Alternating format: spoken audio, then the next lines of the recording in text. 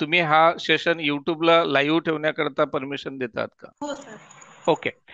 यासोबत ना तुमचं नाव पण राहील, तर त्याकरता सुद्धा तुम्ही परमिशन देतात का? हो सर. ओके.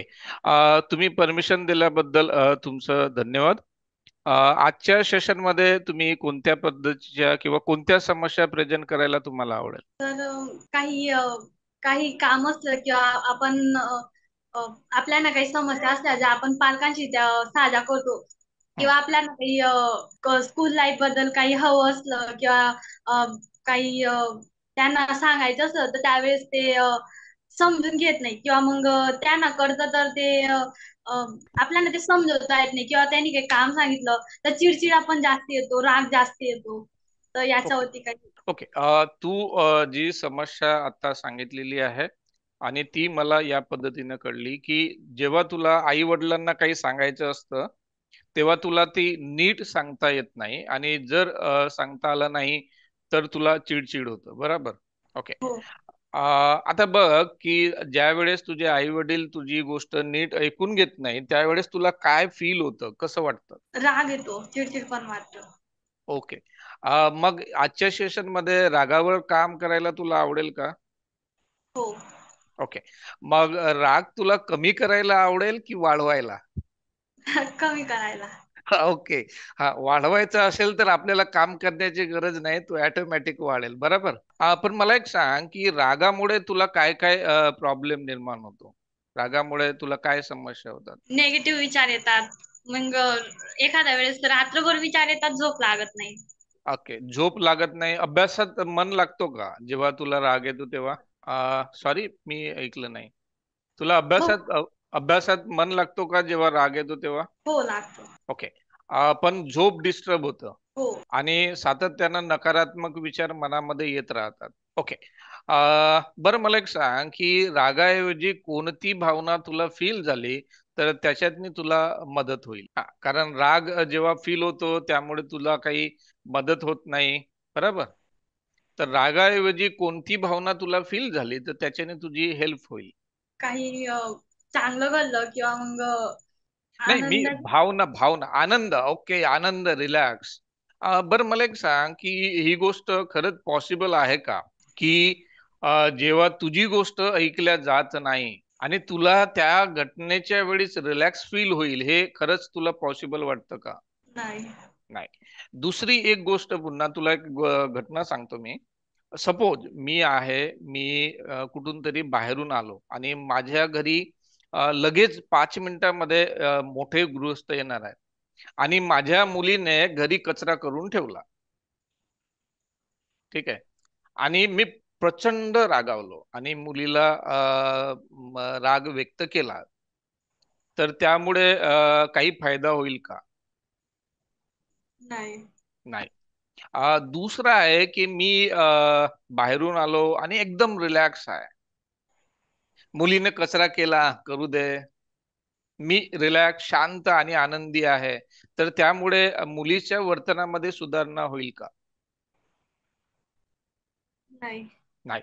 आणि तिसऱ्यांदा मी आलो आणि तिसऱ्या वेळेस मी बघितलं की रूम मध्ये तिने कचरा केलेला आहे आणि मला लक्षात आलं की मुलीने कदाचित चुकून केला असेल आणि मी तिच्यासोबत असर्टिव्हली बोललो. तिला नीट समजून घेतलं की बाळ तू इथे कचरा का केला, तिच्यासोबत संवाद साधला आणि माझं स्ट्रॉंगली डिसअप्रुव्हल तिला सांगितलं, माझा नकार तिला स्ट्रॉंगली सांगितलं, पण न रागावता न चिडचिड करता सांगितलं. तर यामुळे मुलीला वर्तन सुधारण्यामध्ये फायदा होईल का? हो. ओके. आता मला एक सांग, की तुला चिडचिड करण्याऐवजी किंवा रागाऐवजी जर तू आपली पसंती आणि नापसंती आपल्या वडिलांना खंबीरपणे पण शांतपणे सांगितलं, तर तुला फायदा होईल का? हो. ओके. तर तुझ्याकडे पेन आणि पेपर आहे का? हो मी घेते. हां. ओके. तर आजच्या सेशनचा गोल लिहा तुम्ही. हो. आजच्या हां. टुडे सेशन गोल. आपण काय करतो, की आपण गोल सेट करतो आणि त्या गोलला अचीव्ह करण्याचा प्रयत्न या सेशनमध्ये आपण करतो.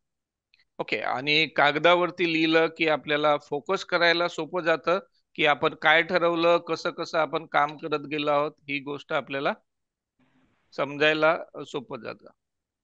ओके. Okay sir. ओके.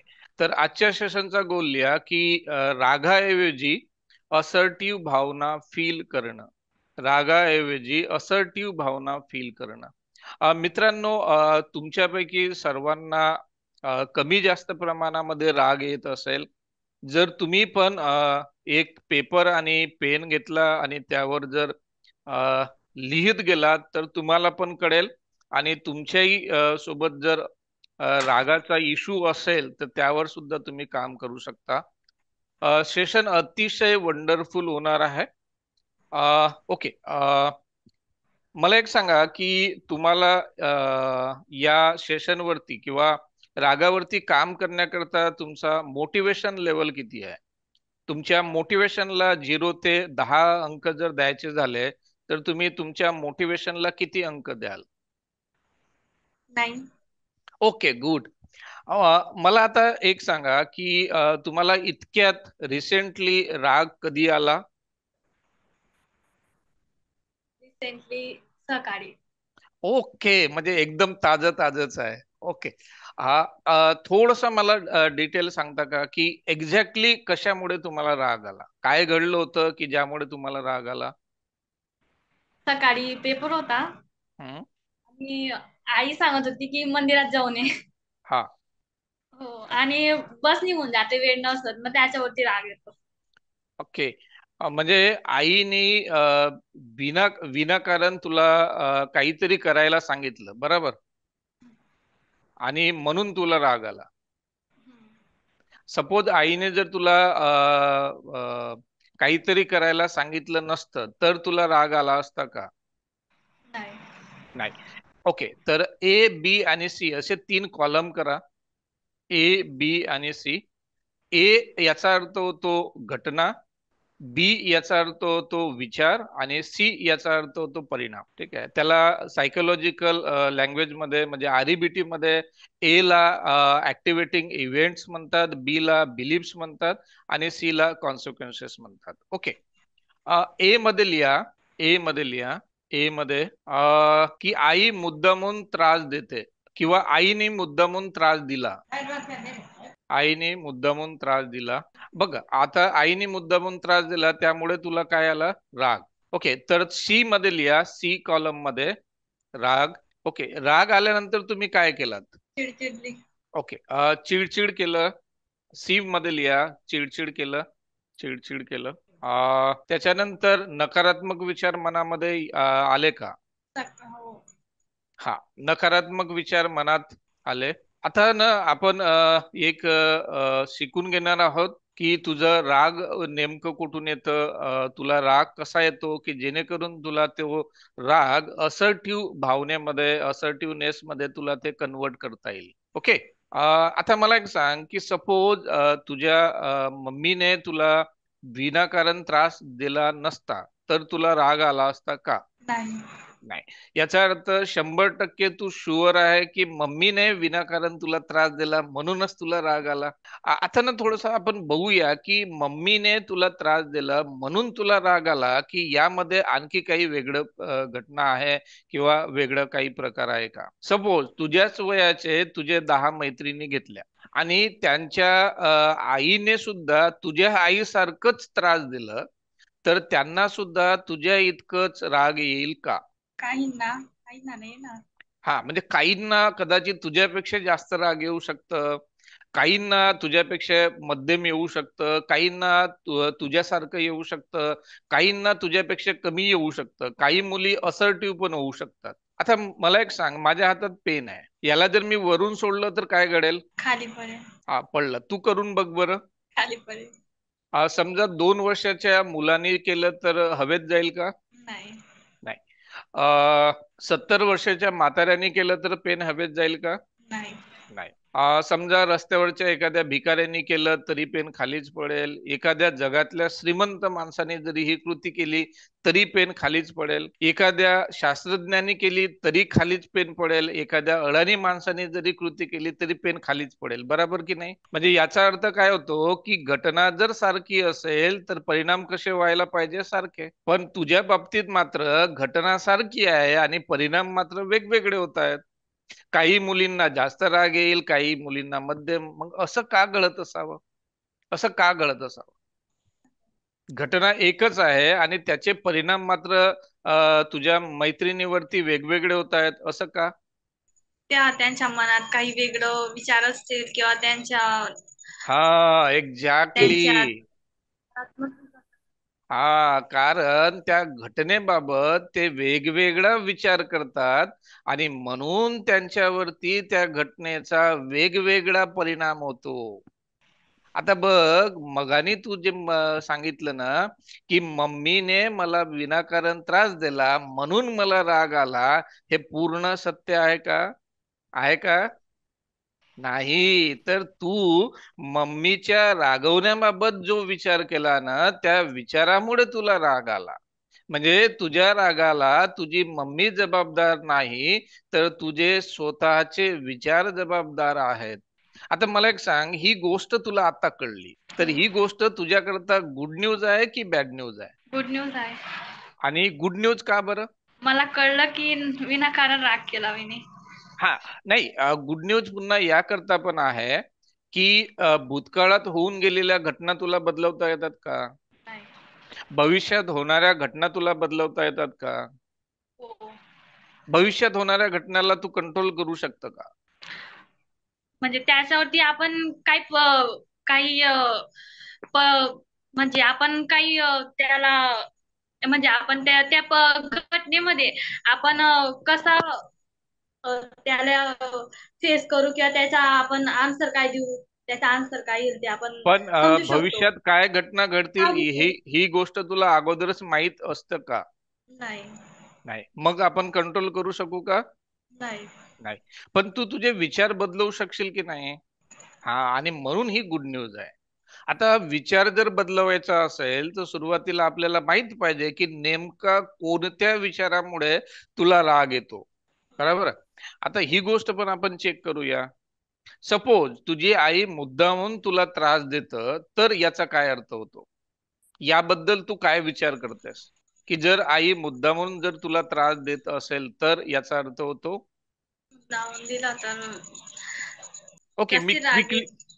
हा, मी क्विकली तुला हेल्प करतो की जसं कदाचित तुझ्या मनामध्ये अशा पद्धतीचा विचार असू शकतं की माझ्या मम्मीने मला अशा पद्धतीचा त्रास देता कामा नये. ओके, असा विचार आहे का तुझ्या मनामध्ये, किंवा असा विचार करतो का तू की माझ्या मम्मीने असं माझ्यासोबत वागू नये? हो. ओके. तर तो बी मध्ये लिहा की माझ्या मम्मीने माझ्यासोबत अशा पद्धतीने वागू नये. की दुसरा विचार आहे की जर माझी मम्मी माझ्यासोबत अशी जर वागत असेल तर याचा अर्थ माझी काही किंमतच नाही, माझी काही व्हॅल्यूच नाही. दोन पैकी कोणता विचार तुला जास्त जवळचा वाटतो? दुसरा. दुसरा, की माझी काही व्हॅल्यू नाही जर माझी मम्मी माझ्यासोबत अशी वागत असेल तर. ओके.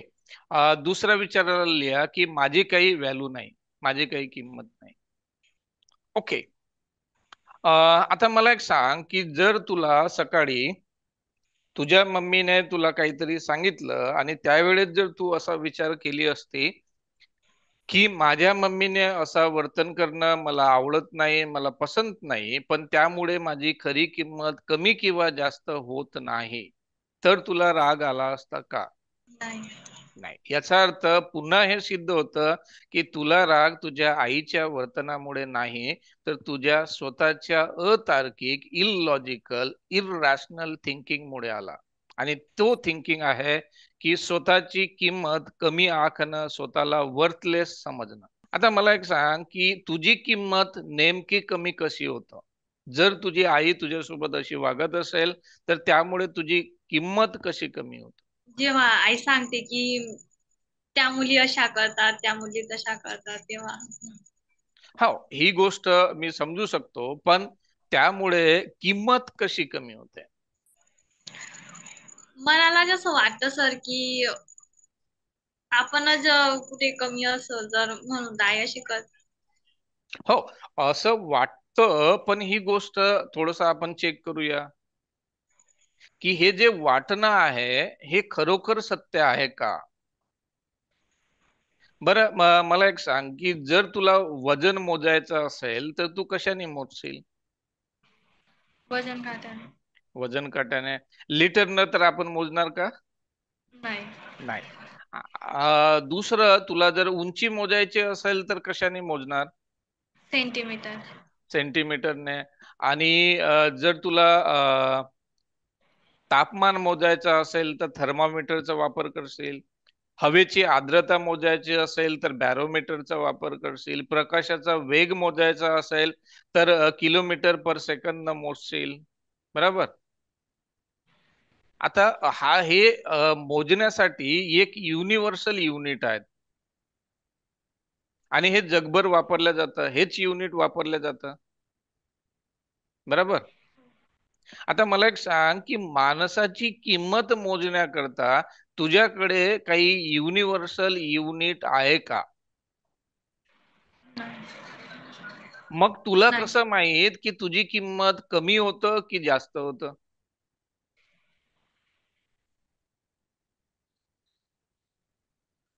तुला कसं माहित? हा, ही गोष्ट खरी आहे की दुसऱ्यांच्या नजरेमध्ये तुझी किंमत कमी किंवा जास्त असू शकतं. सपोज जर तुला मी सांगितलं की तू स्वतःची किंमत 0 ते 100 मध्ये किती आखशील? 0 ते 100 मध्ये स्वतःची किंमत तू किती आखशील?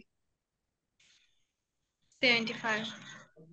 0 ते 100 म्हणजे 0 ते 100 मध्ये स्वतःची व्हॅल्यू, स्वतःची किंमत किती आखणार?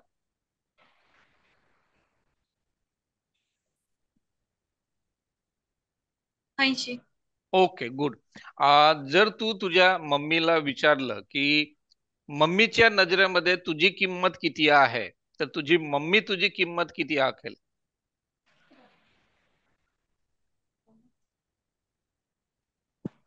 हा, तुमच्या मुलीची किंमत तुम्ही किती ठरवणार 0 ते 100?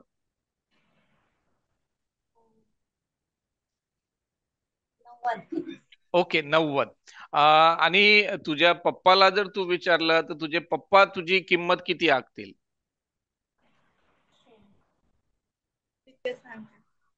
हा. अ, अंदाज करून सांग की तुझे पप्पा तुझी किंमत किती आखतील? पप्पा 100 सांगतील. ओके. आता मला एक सांग की तू तीच व्यक्ती आहे. तू तुझी किंमत वेगळी आखली, तुझ्या मम्मीने तुझी किंमत वेगळी आखली, पप्पा तुझी किंमत वेगळी वेगळी आखतात.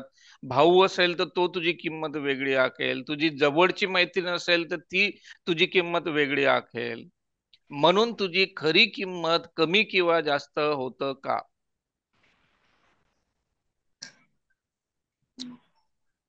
नाही. कारण बघ, तू सुद्धा ना इतरांची किंमत कमी किंवा जास्त आखत. प्रत्येक व्यक्ती इतर व्यक्तीची किंमत त्याच्या त्याच्या नॉलेजनुसार, त्याला असणाऱ्या गरजेनुसार इतर व्यक्तीची तो किंमत आखत असतो. पण म्हणून त्याची मूळ किंमत कमी किंवा जास्त होतं का? नाही. नाही. कारण किंमत कमी किंवा जास्त का होऊ शकत नाही? कारण किंमत आपल्याला मोजताच येत नाही. आता जी गोष्ट मोजताच येत नाही ती गोष्ट कमी किंवा जास्त कशी काय होणार? आणि म्हणून प्रत्येक व्यक्तीची खरी किंमत ही युनिक आहे, अनरेटेबल आहे. म्हणजे त्याला आपल्याला मोजताच येत नाही. आणि प्रत्येक व्यक्तीची किंमत ही सारखी आहे. तिसऱ्या पद्धतीची किंमत ही आहे की स्किल वर्थ, आपण त्याला म्हणतो. स्किल वर्थ म्हणजेच काय, की जर एखादा वकील असेल आणि त्याच कोर्टामध्ये एखादा जज असेल तर जजची किंमत वकिलापेक्षा जास्त असते की नाही? जर एखादा इन्स्पेक्टर असेल आणि एखादा हवालदार असेल तर इन्स्पेक्टरची किंमत हवालदारांपेक्षा जास्त. याला म्हणतो आपण स्किल वर्थ. आता ही जी स्किल वर्थ आहे ही कमी पण करता येतो आणि वाढवता पण येतं. पण तुझी खरी किंमत ही कमी किंवा जास्त होऊ शकतं का? नाही. आणि तरी पण तू हा विचार करतो की जर माझी आई माझ्यासोबत असा व्यवहार केलं, वर्तन केलं, तर याचा अर्थ माझी किंमत, माझी व्हॅल्यू कमी आहे. I am a worthless person. तर हे तुला लॉजिकली पटतं का? एखाद्याच्या चुकीच्या वर्तनामुळे आपली खरी किंमत कमी किंवा जास्त होऊ शकतं का? नाही. नाही. जर तुला तुझ्या आईने असं म्हटलं की तू जगातली सर्वात बुद्धिमान व्यक्ती आहे आणि तुला खूप प्रेम केलं म्हणून तुझी किंमत सर्वात जास्त होईल का? नाही. नाही. आणि तुझ्या मम्माने तुला जर काही कामं सांगितले या पद्धतीनं जर संवाद केला म्हणून तुझी किंमत कमी होईल का? नाही. म्हणजे माणसाची खरी किंमत ही कोणत्याही परिस्थितीमध्ये कमी किंवा जास्त होत नाही. बरोबर. आता ही गोष्ट तुला पटली का? हो. ओके. तर बी मध्ये लिही तार्किक विचार. बी कॉलम मध्ये तार्किक विचार. जर माझी आई माझ्यासोबत अशा पद्धतीनं वागली, जर माझी आई माझ्यासोबत अशा पद्धतीनं वागली, जर माझी आई माझ्यासोबत अशा पद्धतीनं वागली, तर मला आवडणार नाही, पसंत पडणार नाही. तर मला आवडणार नाही, पसंत पडणार नाही.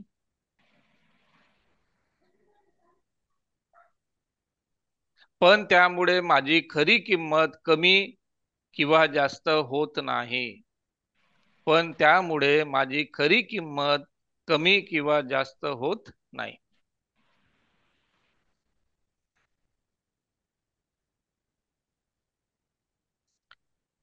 आता असा जर विचार तू त्यावेळी केला असता, सकाळी केला असता, तर तुला राग आला असता का?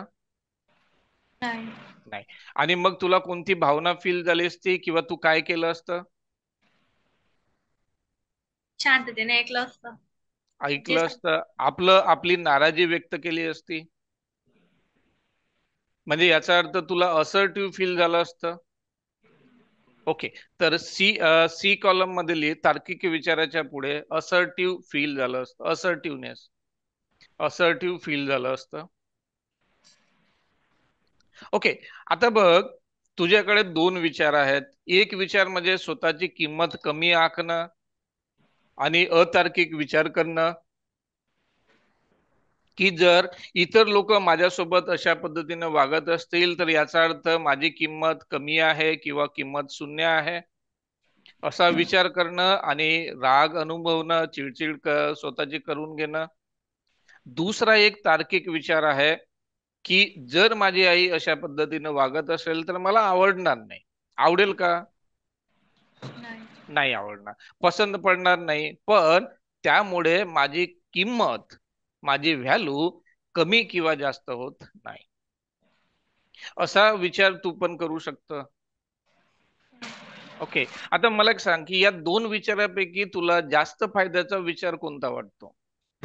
दुसरा. ओके. आता याला जर तुला स्ट्रॉंग करायचं असेल आणि आपल्या रागावरती काम करायचं असेल तर काही प्रश्न तू स्वतःला विचारू शकतो. प्रश्न नंबर एक,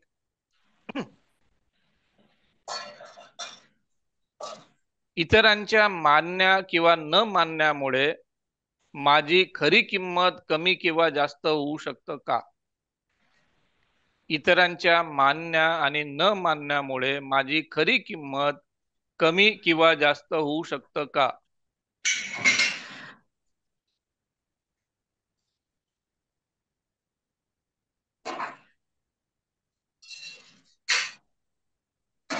माझी खरी किंमत कमी किंवा जास्त होऊ शकतं का? दुसरा प्रश्न लिहा. माणसाची किंमत मोजण्याकरता माझ्याकडे युनिव्हर्सल युनिट आहे का? माणसाची किंमत मोजण्याकरता माझ्याकडे युनिव्हर्सल युनिट आहे का? नंबर 3, जर मी स्वतःचा अनरेटेबल फेलेबल कॉम्प्लेक्स ह्युमन बिंग म्हणून, जर मी स्वतःचा अनरेटेबल फेलेबल कॉम्प्लेक्स ह्युमन बिंग म्हणून कोणतीही अट न ठेवता स्वीकार केल्यास, कोणतीही अट न ठेवता स्वीकार केल्यास मला त्याचा फायदा होईल का? आता या शेवटच्या ओळीचा मी अर्थ सांगतो. अनरेटेबल, कोणतीही अट न ठेवता स्वतःला स्वीकार करणं, स्वतःचा स्वीकार करणं, याचा अर्थ काय की मी एक माणूस आहे ज्याची किंमत मोजता येत नाही. लोकांनी चांगलंही म्हटलं तरी मी माणूसच राहणार, लोकांनी वाईटही म्हटलं तरी मी माणूसच राहणार. ठीक आहे. आणि आपण असंही नाही म्हणत की लोक आपल्याबद्दल काय विचार करतात त्याचा मला फरक पडत नाही. फरक पडतो, पण त्याच्याने हे प्रूव्ह होत नाही की तुमची किंमत कमी आहे किंवा जास्त आहे. आणि तुम्ही जीवनामध्ये काही जरी करत असाल तर काही लोक तुम्हाला चांगले म्हणणार, काही लोक वाईट म्हणणार. तो एक गाणं पण आहे, कुछ लोग कहेंगे लोगों का काम है कहना. ठीक आहे. पण लोकांच्या म्हणण्यामुळे आपली किंमत कमी किंवा जास्त होत नाही.